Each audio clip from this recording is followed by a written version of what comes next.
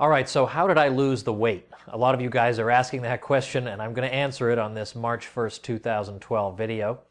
It's a funny thing about YouTube, the whole world knows exactly how much you weigh, and they can see how it's been fluctuating over the years. They can see a video from, let's say, 2009 and say, oh my gosh, that guy's a balloon. And then today they say, the guy's wasting away, what's going on here? So I just thought I would answer this question briefly.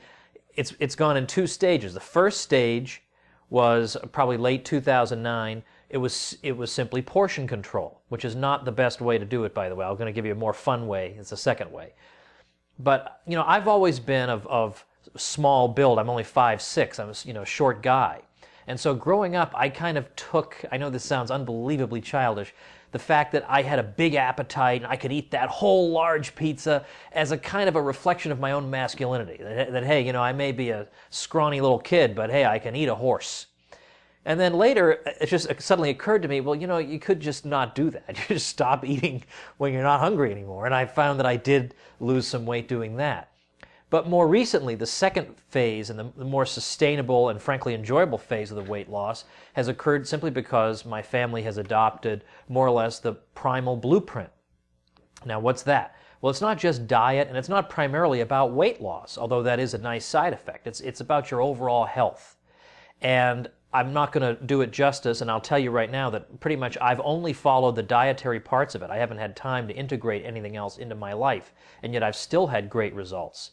It's basically saying that this whole low-fat craze that the government's been foisting on you is a whole lot of bunk. That to the contrary, fat is not going to make you fat. Good fats are not going to make you fat. You don't have to worry about, well, gee, I better not eat too much steak or that'll make me fat, or I better drizzle just, 1/4 of a teaspoon of olive oil on my salad because I don't want to get fat. Olive oil is not going to make you fat. Olives are not going to make you fat. Avocados are not going to make you fat.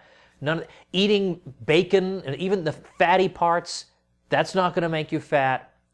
Basically, what you're going to want to do is cut just a few basic things out entirely, allowing for some deviations. And I'll admit, I deviate when I travel. It's not the end of the world. There's an 80-20 rule in this, that as long as you're 80% faithful, your body's resilient, you'll be okay. But you're going to have to cut out things that right now you think you can't live without and that there are no substitutes for. Like potatoes. Sweet potatoes are all right, but potatoes, bread, the pasta, the things like, grains in general, sugary stuff like the sugary drinks and all that. And you think you can't live without this stuff, but you can, because there are alternatives that are much better tasting anyway. Under the Primal Blueprint, you can eat all you want of meat, fish, fowl, eggs, fruit, vegetables, nuts, and seeds. Now you might want to be a little bit easy on the fruit. And it's not paleo. Paleo cuts out dairy entirely too, whereas Primal Blueprint does not. But you don't have to count calories. No, I haven't counted a single calorie. I have not sat down at a meal and said, well, gosh, I'd love to have seconds, but gee, if I add up, I carry the one and the calories are... Haven't even considered doing that. You don't have to do that. So why torture yourself on some crazy, low-fat, high-carb, awful hamster on a wheel kind of strategy where you're constantly in the gym for 3 hours on an exercise bike, and then you go eat pasta, and then you go back on the exercise bike? There are alternatives. You think there are things you can't give up? Give it a shot. Give it a month. You can do anything for a month. People have done all kinds of crazy things for a month. You can give this a shot. So I want you to check it out if you're interested. I made up a page on my site, as I always do, tomwoods.com/primal. And at that link, I'll link you to the basics of it. I'll link you over to Mark Sisson's website and to my interview with Mark Sisson, who's sort of the brains behind this, when I interviewed him when I was guest hosting the Peter Schiff Show some time ago.